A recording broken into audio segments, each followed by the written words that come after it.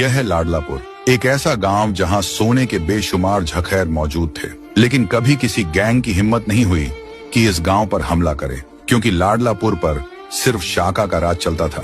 शाका गांव के हर शख्स की इज्जत करता था, मजलूमों का सहारा था, और जब तक शाका मौजूद रहा लाडलापुर महफूज रहा। लेकिन एक खूनी लड़ाई के बाद अचानक शाका गायब हो गया। कई महीने गुजर गए, किसी ने शाका को दोबारा नहीं देखा। कोई कहता था शायद शाका मारा गया है, और कोई कहता शायद शाका जान बचाकर भाग गया होगा।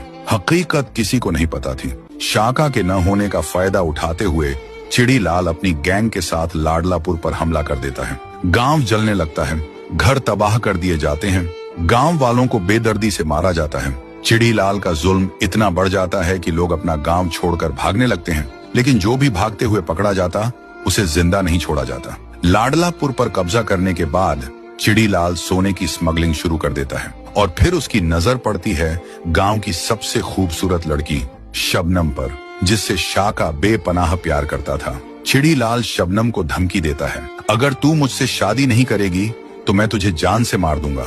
जब यह बात शबनम के भाई चंदू को पता चलती है तो वह किसी तरह अपनी जान बचाकर गांव से भाग जाता है। चंदू का सिर्फ एक मकसद होता है, शाका को ढूंढना और वापस लाडलापुर लाना। वह गांव गांव शहर शहर भटकता है, लेकिन शाका का कोई निशान नहीं मिलता। कई दिन भूखा प्यासा रहने के बाद चंदू जंगल में बेहोश होकर गिर जाता है, और दूसरी तरफ चिड़ीलाल शबनम से जबरदस्ती शादी की तैयारी कर रहा होता है। तो दोस्तों, अब सवाल यह है, क्या शाका वापस आएगा या फिर लाडलापुर चिड़ीलाल के जुल्म में हमेशा के लिए खत्म हो जाएगा?